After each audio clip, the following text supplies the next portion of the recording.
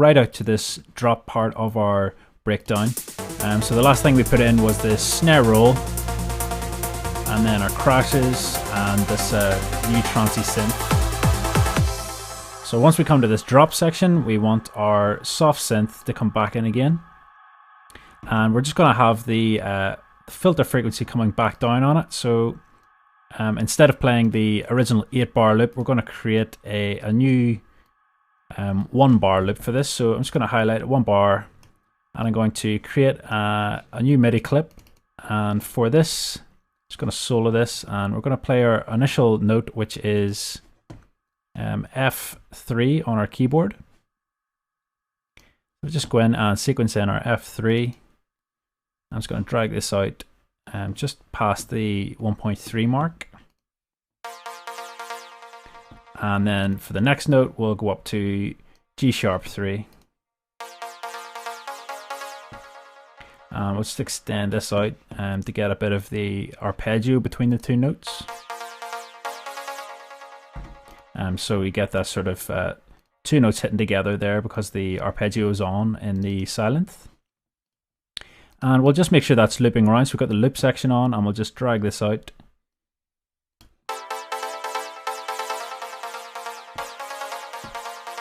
So we've got our filter frequency up quite high, and we'll start to filter it down. And we'll let that play right out to the build section. And as soon as we get to the build section, we will put in we'll extend it out and just split that clip. And instead of playing the F3 up to G#, we'll just shorten this down. So if I click on that clip, and I'll just make it 2 F# or 2 F3s. Actually, I'll just bring the loop locators back. So that's just going to repeat that single note. And we'll let that go right the way out to this drop point at bar 171.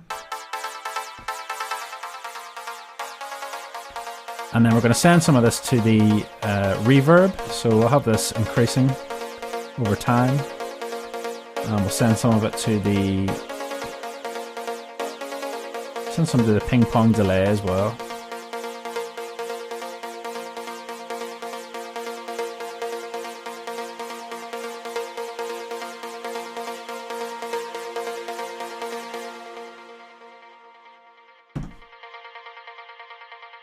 Okay, so let's unsolo that and hear how that sounds coming back in.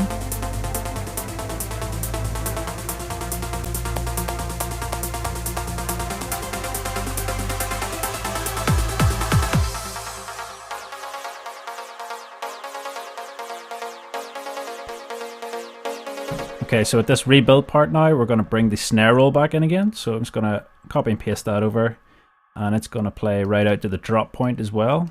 Let's bring the volume back on it and move the automation points.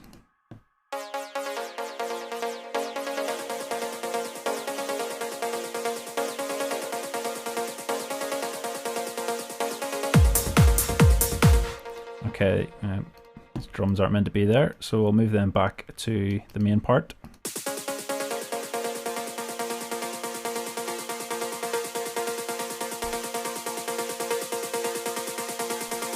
I'm just going to bring in some of these filter noises and reverse crash sounds. So I'll bring the initial reverse vocal and filter sweep and the crash over to the first change here, where the soft synth changes to that single note.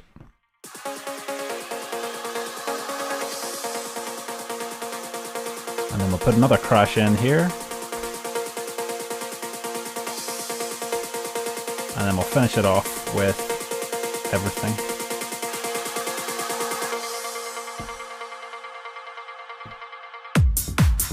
And then we'll drop back into the drums there, obviously at that main riff part. And then we're just going to put in a kick drum roll as well, just over this build section. So we've got the rebuild starting at 159, and then we just go down. We're reversing to bar 163, so I'll start it there. I'll just make a MIDI clip here. I'll make a 1-bar loop. I'll drag that out to the drop section, and I'm going to sequence in our kick 1.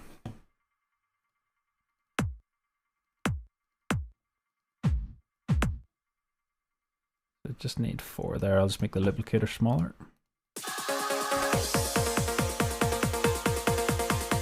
And then we can change the volume of that kick as well. So I'll just automate that up. So I'll put a point at the start and a point at the end. And I'll just filter that in.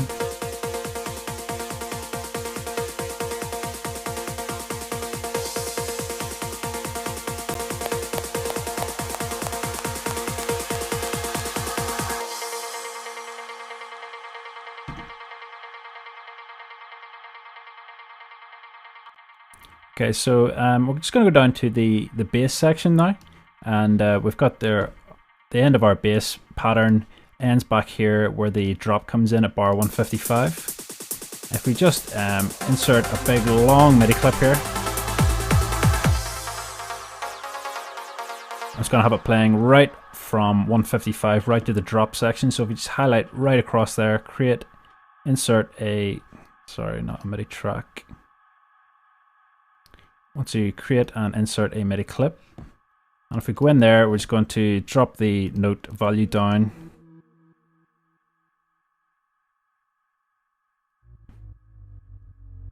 Go right the way down our range here to the A sharp. We're playing A sharp as our original key note in the MIDI clip. I'm just going to drop into that sub bass there.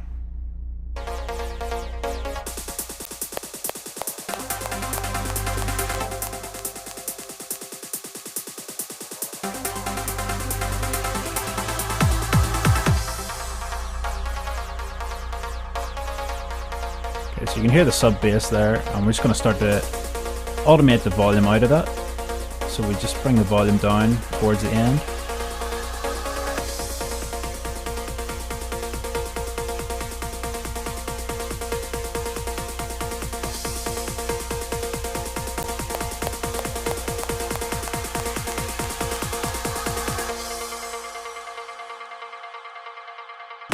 Okay, so that's the entirety of our breakdown sequenced in now.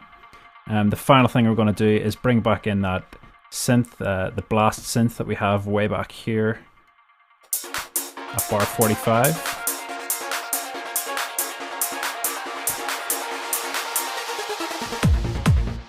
Okay, so we can just copy that synth, and we're just going to move it right over to the end of our breakdown at bar 171. So we've got this drop section, and we're just going to paste it back in, and it's going to come in just before the main riff.